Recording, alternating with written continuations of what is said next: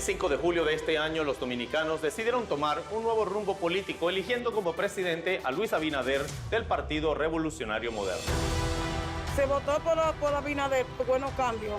Una dictadura teníamos. Bueno, yo opino que tiene ideas maravillosas. Tú sabes que los cambios son buenos y malos. Todavía no sabemos si es bueno, porque fue antier que entró. Con la salida del expresidente Danilo Medina se pusieron fin a 16 años ininterrumpidos del Partido de la Liberación Dominicana en el poder, lo que le costó también a la tolda morada muchos puestos en el Congreso. El PLD ha tenido muchos años en el gobierno y no ha entregado lo que se quería. Yo no he visto nada mal, sino es que cuando el pueblo quiere cambio, quiere cambio. Bueno, parece que el PLD no estaba haciendo lo que tenía que hacer y entonces lo cambiaron. En donde los que estaban gobernando estaban acabando con todo, dejaron el país quebrado totalmente. Desde la fundación del Partido Revolucionario Dominicano PRD se han sucedido muchísimas fragmentaciones dentro del seno de este partido, dando origen al PLD, al PRM y ahora al FP, Fuerza del Pueblo, todos de centro izquierda con tendencias socialdemócratas.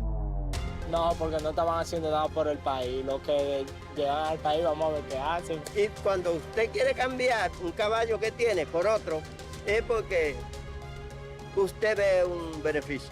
Abinader, yo quiero que ponga que ella aprende contigo, porque hay mucha gente analfabeta que no saben de letras ni nada. Y dentro computadora, siga esa meta como dejó el otro presidente de la República Dominicana.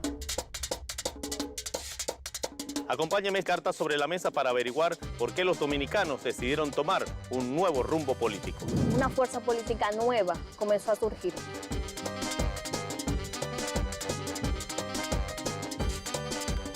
Con un estilo político diferente, con actores diferentes, con caras nuevas. Habernos acomodado en el poder no nos permitió reaccionar.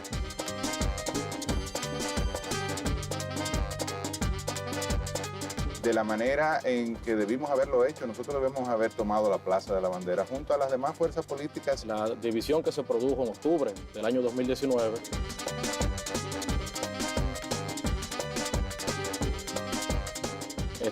fue el principio de la debacle del PLD.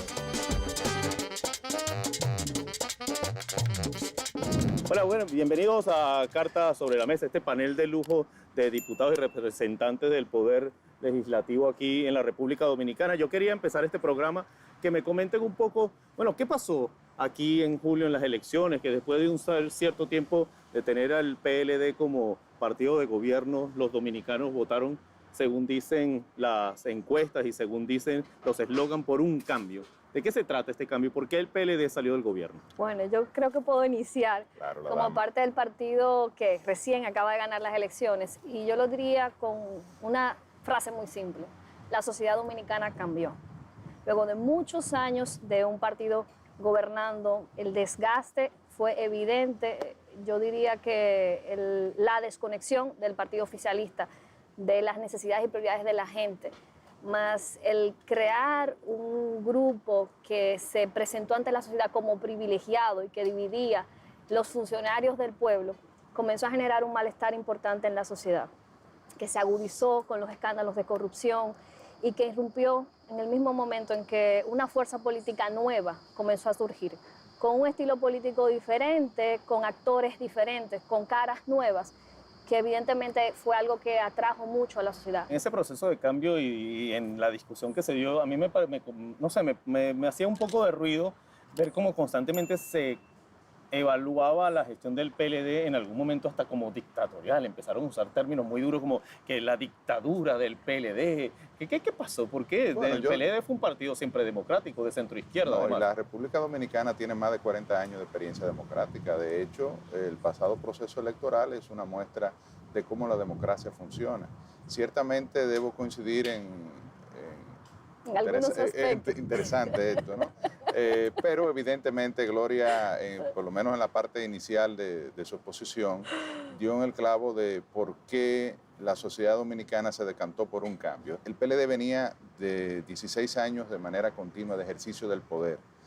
Estamos hablando de 4 elecciones consecutivas, 4 elecciones consecutivas que habíamos ganado. Ningún partido en América Latina ha logrado ese hito de lograr de manera consecutiva 4 elecciones. Entonces, ciertamente se generó un desgaste natural por el ejercicio continuo del poder, a pesar de que los números están ahí, no porque yo sea del Partido de la Liberación Dominicana. Pudiésemos catalogar, y nada más hay que ver los números, la gestión del PLD como la que más ha contribuido, incluso en todos los periodos. Bueno, si tuvo tanto tiempo en el poder, no sé, evidentemente se mide, pudiera calcularse que fue la que más contribuyó. Tuvo 12 años de manera continua, pero no era generó otra esa época completamente. Omar, que además hijo del expresidente Leonel Fernández y parte ahora de un nuevo partido político que se llama Fuerza del Pueblo. ¿Qué les pasó, por ejemplo, a ustedes que también incluso se salieron del PLD para formar su propia fuerza? Y no sé, hay mucha discusión sobre si eso también debilitó los chances del PLD para la elección de julio. ¿Qué es lo que pasó allí? Sí, yo le diría que coincido tanto con el senador José del Castillo como con Gloria, con algunos temas que ellos revisar acá. Sí, aquí hay un tema. Sin embargo, yo justamente añadiría el tema de la división que se produjo dentro del PLD. Definitivamente. El Partido de la Liberación Dominicana siempre logró ganar sobre la base de la unidad, fundamentalmente. Y fue esa unidad lo que permitió que el partido pues, se mantuviese cohesionado, que lograse ganar elecciones congresuales, municipales, presidenciales, y que se consolidara en el tiempo como el partido que en tiempos democráticos ha ganado de manera más efectiva más elecciones de manera consecutiva. Sin embargo, la división que se produjo en octubre del año 2019 fue el principio de la debacle del PLD, así es como yo le denomino. Y por supuesto que eso, como usted le suma también lo que ocurrió en las fallidas elecciones municipales de febrero de este año, pues hubo una cantidad de cosas que convergieron allí que lamentablemente fueron en detrimento del PLD, y fue algo que pudo capitalizar ciertamente el PRM y en alguna medida también la Fuerza del Pueblo. Y eso también, por cierto, que Omar mencionaba lo de las elecciones de febrero que no se llevaron a cabo, eso también fue un detonante, porque ahí fue donde precisamente que hacía yo el comentario al inicio, se empezaron a ver, sobre todo en otros países que uno leía en las noticias, tipos de palabras muy duras en la República Dominicana, que esto es una dictadura. Generó una indignación colectiva y entonces eso hizo, y ahí hay un punto que también hay que agregar, el empoderamiento y la participación de los jóvenes, que hasta esa etapa no la habíamos visto de esta manera, exigiendo de manera frontal el respeto a la democracia, el restablecimiento de las elecciones y además el buscar los culpables de por qué se suspendieron las elecciones, qué falló. Y ahí es otro de los elementos que creo que es importante destacar de lo que ha sido este proceso, que llama la atención y trae como resultado también que tengamos nuevos representantes en la Cámara Baja, muchos jóvenes en comparación con el periodo anterior, que solo eran 6, ahora son, y en el Senado, no tan jóvenes, pero en el Senado también. Gracias, y entonces esa es una de la novedad, y ahí yo refuerzo con mi idea de inicio, la sociedad cambió, la clase política tiene que entender que hay la necesidad de nuevos actores y de un nuevo discurso para poder convencer a los dominicanos y las dominicanas que las cosas pueden ser diferentes. Sin embargo, lo que ocurrió en febrero, la principal víctima fue el Partido de la Liberación Dominicana. Claro, el hecho de lo que se mencionaba al inicio, quizás de habernos acomodado en el poder, no nos permitió reaccionar de la manera en que debimos haberlo hecho. Nosotros debemos haber tomado la Plaza de la Bandera junto a las demás fuerzas políticas, seguirle a la Junta Central Electoral, que desarrollara elecciones en el marco, ¿no?, de un nuevo proceso que se produjo en marzo, porque fueron elecciones municipales, en defensa del derecho del pueblo dominicano de expresarse a través de las urnas. Desde ahí en adelante se generó un movimiento social que hasta nos involucró a nosotros en una responsabilidad que no teníamos, siendo, vuelvo y te digo, la principal víctima del proceso, porque la realidad es que a esa hora, al mediodía de ese domingo, el 15 de febrero, el Partido de la Liberación Dominicana tenía las elecciones municipales ganadas y luego las perdimos. Perdimos las municipales en marzo y finalmente, como todos sabemos, perdimos las elecciones de julio. Una cosa, por cierto, que uno de los temas principales, sobre todo de la agenda del nuevo gobierno, es la lucha contra la corrupción. Y sin caer tampoco en lugares comunes, siempre me encuentro con que, obviamente, y en América Latina, más que en cualquier otro lado, el tema de la corrupción es una constante.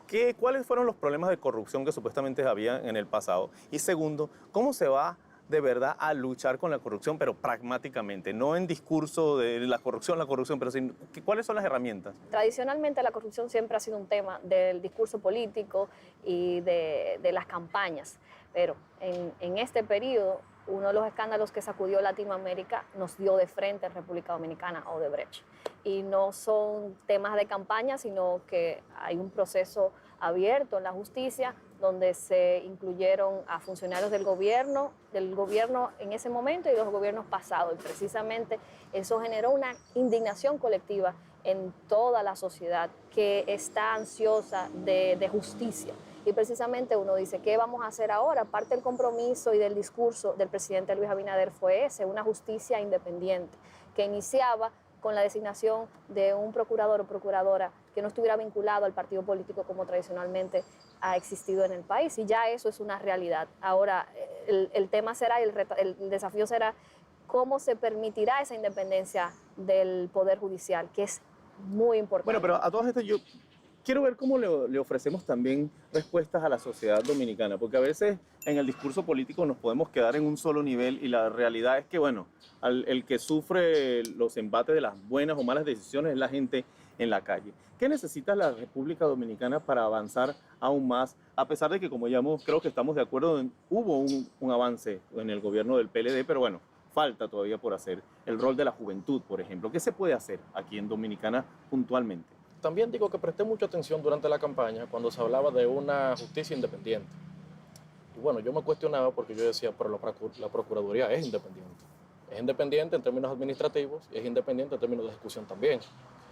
El tema está en que la persona que asuma su rol de procurador o procuradora en este caso, pues sea verdaderamente independiente, que haga su trabajo. También está la Procuraduría Especializada contra la Persecución de la Corrupción, el PEPCA, que también es una rama allí que es totalmente independiente y que tiene que ejercer su función de independencia. O sea que cuando lo escuchaba a veces me encontraba como con unas cosas porque ya es independiente, lo que tiene que ser independiente es la ejecución. Y también el rol, y diríamos, el gran reto que tenemos en el caso del senador y mío como legisladores, una de nuestras atribuciones constitucionales es la de fiscalizar al Ejecutivo. Y en ese sentido, pues tenemos que velar por la correcta aplicación de la ley y por el correcto, diríamos, disposición de los dineros del pueblo. O sea que en ese sentido también es un reto que sé que tenemos por delante y que tenemos que velar allí dentro como congresistas que somos, legisladores ahora, para el correcto funcionamiento de las leyes y que se apliquen y también existan sanciones. Pero a veces también, ¿no se queda un poco a veces el discurso político también precisamente en eso, ¿no? En cómo, sí, la aplicación de las leyes, la lucha contra la corrupción, pero ¿cómo avanza un país? Luis, porque, por ejemplo, es que todo cambió.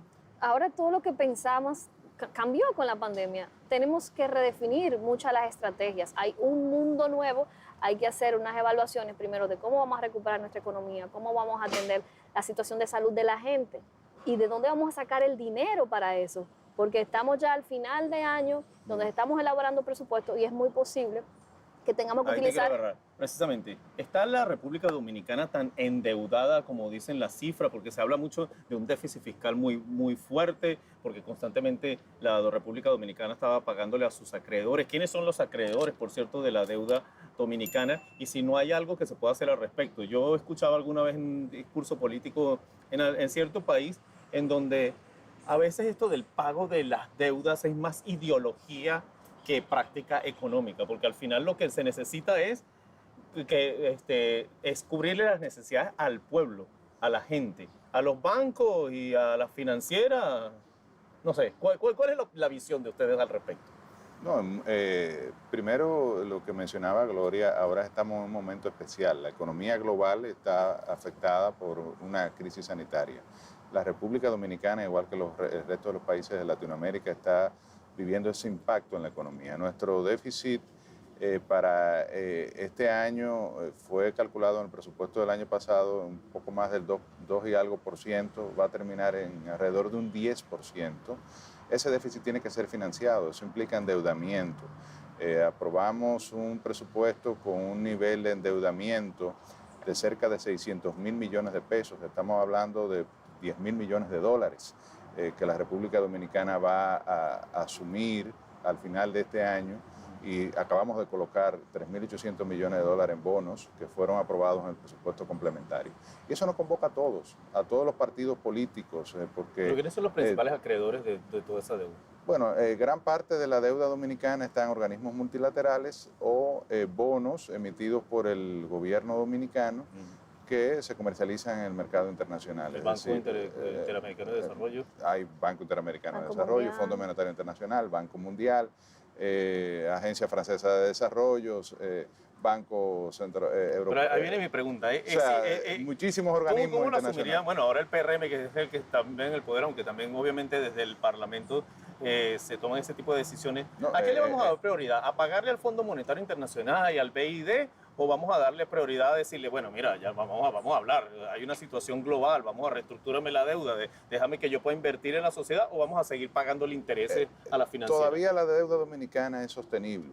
Eventualmente, incluso el ministro de Hacienda anunció ayer o hoy que viene una reforma fiscal. Ahora, ¿qué reforma fiscal vamos a implementar en un momento de crisis sanitaria, donde la República Dominicana ha perdido más de 1 millón de empleos, donde el turismo, que es la principal fuente de ingresos y divisas de nuestra economía, ha caído más de un 80%? Entonces, evidentemente, implementar una reforma fiscal en esas condiciones habrá que ver. Eventualmente el país pudiese estar solicitando una renegociación de la deuda, pero eso es algo que todavía no se ha planteado. Habría que llegar a ese momento donde el país vea su incapacidad de pago. Vamos a ver cómo se desarrolla la crisis sanitaria, cómo se reinicia la economía. Lo que se pierde en un día en economía toma 6 meses, 1 año en recuperarse. Se ha calculado que si termina la crisis sanitaria en diciembre, nos tomaría 2 años volver al mismo nivel del año 2019, que fue el inicio de la crisis sanitaria. Pero en eso están todos los países del mundo.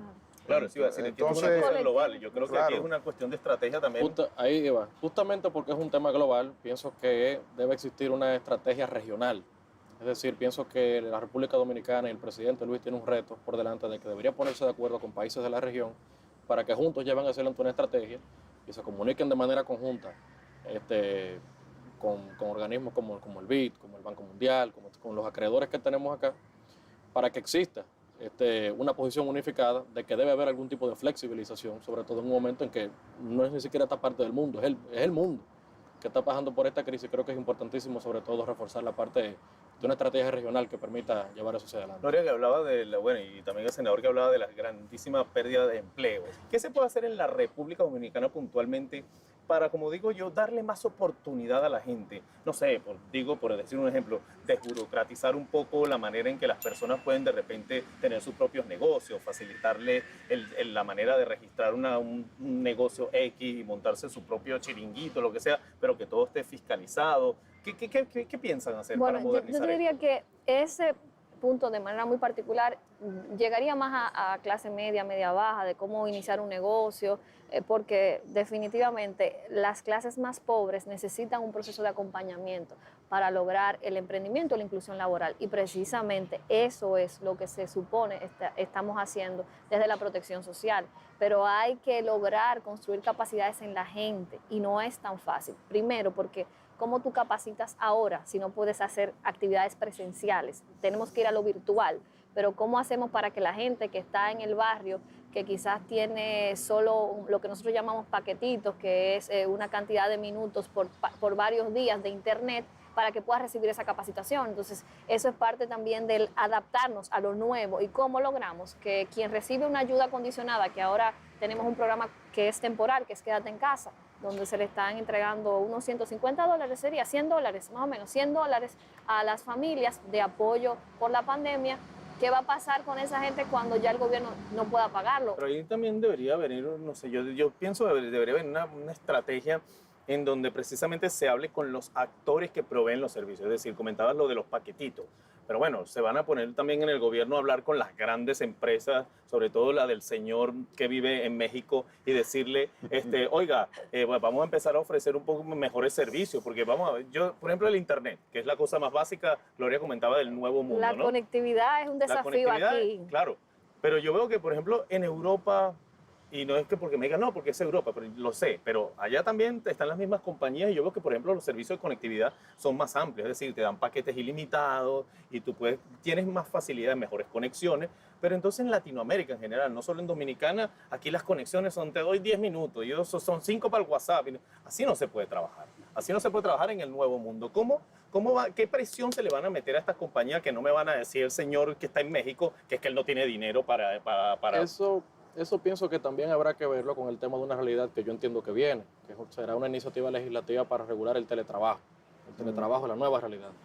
Y entonces el teletrabajo va a comprender temas hasta de jornada laboral, por decir algo. Claro. Y bueno, que la gente medio comprenda que puede trabajar con el mismo horario desde su casa o desde un espacio distinto al que sea presencial. Y que los empleadores lo entiendan también, para evitar la explotación de los empleados. Porque también cuando se trabaja desde casa no se comprende bien el horario. A lo mejor si recibes un correo del jefe a las 10 de la noche, a las 10 de la noche tengo que responder y no hay obligación de eso, si está regulado la jornada laboral.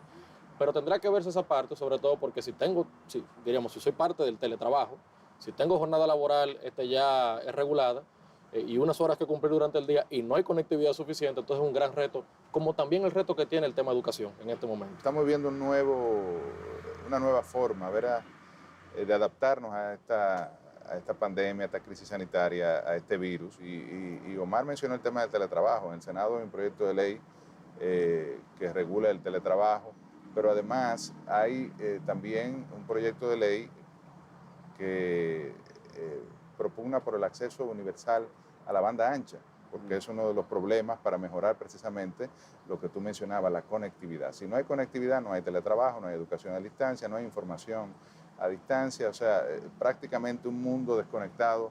El que está desconectado está fuera del mundo, o sea, prácticamente se puede decir que ha muerto.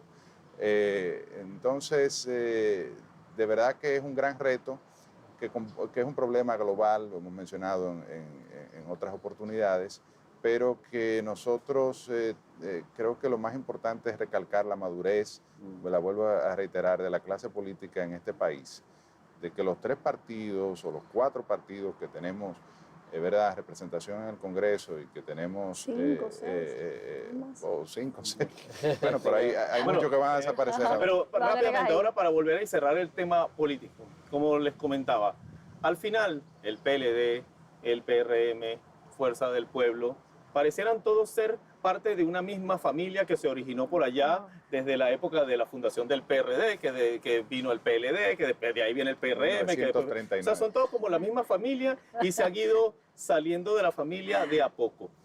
Para no entrar en detalles de la historia de la centroizquierda y la socialdemocracia aquí en la República Dominicana, solo quiero que me contesten una cosa para terminar.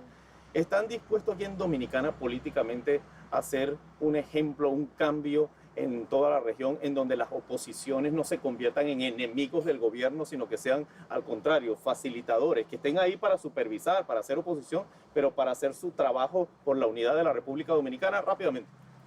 Bueno, yo pienso que estamos viviendo un momento especial que nos convoca a todos, como decía hace un momento. Lo importante es que hemos demostrado que tenemos la madurez para coincidir en lo que es un interés común, que es la calidad de vida del pueblo dominicano, superar la crisis sanitaria y superar la crisis económica.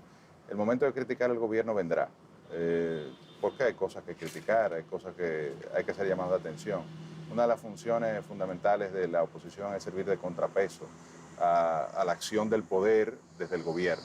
Omar. Los problemas son generales, requiere de todos los actores civiles y políticos para que le acompañemos allí a echar este país adelante. Estos momentos de criticar al gobierno vendrán. En ese momento, con mucha responsabilidad y determinación, nos verán de frente asumiendo las causas que sean las más justas para que el pueblo se pueda seguir desarrollando.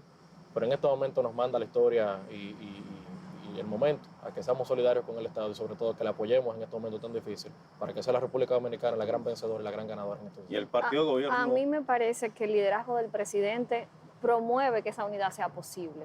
Hay un compromiso con articular con todos los sectores de la sociedad y de los partidos políticos, y él lo ha demostrado desde que inició su mandato, visitando a los diferentes líderes de los partidos, actuando con humildad y abriendo el diálogo, algo que él profesó en su campaña y que justamente ahora va a permitir que esa integración, y yo diría que también la responsabilidad que tienen los nuevos liderazgos que estamos en el debate público, sería parte de lograr que la oposición entienda en esta etapa que es momento de unidad, que es momento de poner al país primero, que es momento de poner a la gente primero ante estas circunstancias. Bueno, muchísimas gracias de verdad, senador José, Gloria, Omar, por haberse acercado ya aquí a Cartas sobre la Mesa. A mí no me queda más que despedirme, esperarlos la próxima semana por aquí, por RT en español. Bueno, la gente quería cambios o querían los cambios. Tenía ya ideas maravillosas antes de tomar el mando y que en medio del COVID ya ha variado, un ejemplo, sus ideas. Esperemos que lo haga bien. Y si no lo hace bien, lo vamos a tirar para afuera también.